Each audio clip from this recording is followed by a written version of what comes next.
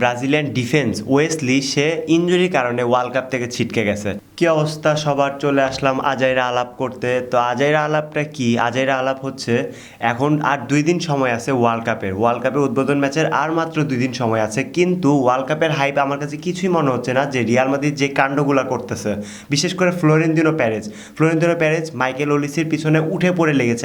এক কথায় উঠে পড়ে লেগেছে। ফ্লোরেন্তিনো প্যারেজ মাইকেল ওলিসিকে দলে ফেরানোর জন্য 150 মিলিয়নের একটা প্রস্তাবের কথা বলতেছে। আর এই 150 মিলিয়ন দিয়ে মাইকেল ওলিসিকে মানে ফ্লোরেন্তিনো প্যারেজ নিয়ে আসতে যাচ্ছে তার দলে। আর মাইকেল ওলিসি আসতে, এখন কথা হলো মাইকেল ওলিসি আসতে চাচ্ছে কি চাচ্ছে না। এখানে এজেন্ট হিসাবে কাজ করতেছে কিলিয়ান এমবাপ্পে, এখানে এজেন্ট হিসাবে কাজ করতেছে আর্লাইন সোয়ামিনি। এই দুইজন মিলে এজেন্ট হিসাবে তারা তো এখন একসাথে আছে, ফ্রান্সের ন্যাশনাল টিমের সাথে তারা এখন একসাথে আছে। তারা চাচ্ছে যে মাইকেল ওলিসিকে দলে ফেরানোর জন্য। এখানে একটা জিনিস টুইস্ট আছে। সেই টুইস্টটা কি? কিলিয়ান এমবাপ্পে যদি ভাবে যে মাইকেল ওলিসিকে যদি দলে আনা হয় তাহলে মেইন ম্যান থাকবে কে? মেইন ম্যান যদি কিলিয়ান এমবাপ্পের মনে হয় যে মাইকেল ওলিসির দিকে যাওয়ার একটা পসিবিলিটি আছে, তাহলে এমবাপ্পে কোনোভাবে তাকে আসতে দিবে না। আর সেটার পসিবিলিটিও নাই। এটা খুব সহজ একটা বিষয়। কেননা যদি পসিবিলিটি থাকতো তাহলে সেটার একটা প্রভাব আমরা ফ্রান্স ন্যাশনাল টিমেও দেখতে পেতাম, যে তা সেখানে লিডারশিপ নিয়ে একটা প্রবলেম হইতেছে, এরকম জিনিস দেখতে পেতাম। কিন্তু সেটা একদমই দেখা যাচ্ছে না। এখন কথা হলো যে মাইকেল ওলিসি কি রিয়াল মাদ্রিদে আসতে রাজি কি না? এই জায়গায় আসল কথা হচ্ছে যে মাইকেল ওলিসি মোটামুটি রাজি। সেখানে যেহেতু এজেন্ট হিসাবে 2টা প্লেয়ার কাজ করতেছে, তার পাশাপাশি আবার মাদ্রিদের এজেন্টও কাজ করতেছে, সেইখানে সব কিছু মিলিয়ে মানে মাইকেল ওলিসি রাজি, এইটা ক্লিয়ার। আর মাইকেল ওলিসি শুধু রাজি না, সে তার বর্তমান ক্লাব বায়ার্ন মিউনিখকে ডিসরেসপেক্ট করতে চায় না। সে চায় একটা সমঝোতার মাধ্যমে রিয়াল মাদ্রিদে যেতে। আর এই সমঝোতাটা করতে গেলে এখন বায়ার্ন মিউনিখ কী করতে পারে? রিয়াল মাদ্রিদ তো 150 মিলিয়নের প্রস্তাব দিছে। মাইকেল ওলিসি সে আসতে চাচ্ছে এবং ক্লাবকে হতাশা করতে চাচ্ছে না, ডিসরেসপেক্ট করতে চাচ্ছে না।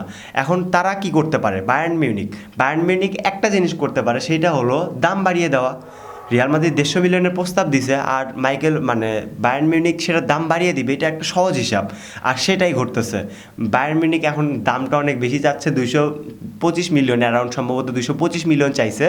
আর রিয়াল মাদ্রিদ 150 দিয়ে পাবে না, বায়ার্ন মিউনিখও 125 নিতে পারবে না। এর মাঝামাঝি একটা প্রসেসে যদি আসে 200 বা 210 এরকমের মধ্যে যদি আসে, তাহলে হয়তোবা রিয়াল মাদ্রিদ মাইকেল ওলিসিকে নিতে পারবে, এটা একদম গ্যারান্টি। যদি 200 মিলিয়ন রিয়াল মাদ্রিদ বাজেট করে তাহলে অবশ্যই পাবে, কেন পাবে না? আর 200 মিলিয়ন দিয়ে মাদ্রিদ কিনতে পারবে না? মাদ্রিদের সেই অবস্থা আছে, সেই অ্যাবিলিটি আছে মাদ্রিদ চাইলে এই অ্যামাউন্ট দিয়ে কিনতে পারে। কিন্তু এখন কথা হচ্ছে ফ্লোরেন্তিনো প্যারেজ কি এত টাকা ব্যয় করবে একটা প্লেয়ারের পিছনে? এটা তো মাদ্রিদের ইতিহাস হয়ে যাবে এক কথায় বলা যায়। আর এটার পাশাপাশি আরেকটা নিউজ বলতে হয় ব্রাজিলের ফুটবল নিয়ে। Brazilian footballer Brazilian defence Wesley সে ইনজুরির কারণে ওয়ার্ল্ড কাপ থেকে ছিটকে গেছে। এইটা ব্রাজিলিয়ান ভক্তদের জন্য অনেক বড় দুঃসংবাদ। কেননা ওয়েসলি যে ব্রাজিল স্কোয়াড থেকে ছিটকে গেছে, এইটা তারা কিভাবে মেনে নিবে এটা তো আমি বুঝতে পারতেছি না। কেননা এই পজিশনটা খুব এখন ডেঞ্জারাস পজিশন ব্রাজিলের। এই পজিশনে খুব একটা ভালো প্লেয়ার আমি দেখতেছি না। দানিলোকে দিয়ে খেলাতে হবে মনে হয় পুরোটা সিজন। আর এখন এই পজিশনে কার্লো আনচেলত্তি কাকে নাই সেটাও একটা দেখার বিষয়। আর এই টপিক থেকে আমি একটু ঘুরে আসতে চাই রিয়াল মাদ্রিদের টপিকে। রিয়াল মাদ্রিদের এই বিষয়টা নিয়ে আপনার কি মন্তব্য? আপনি জানিয়ে যেতে ভুলবেন না যে মাইকেল ওলিসিকে রিয়াল মাদ্রিদ কিনতে পারবে কি পারবে না, এবং বায়ার্ন মিউনিখ কি রিয়াল মাদ্রিদের কাছে বিক্রি করবে কি করবে না, এটা আপনার কাছে আমার একটা প্রশ্ন। তো আশা করি ভালো থাকবেন, সুস্থ থাকবেন, আপনার মতামত জানিয়ে যাবেন। আল্লাহ হাফেজ।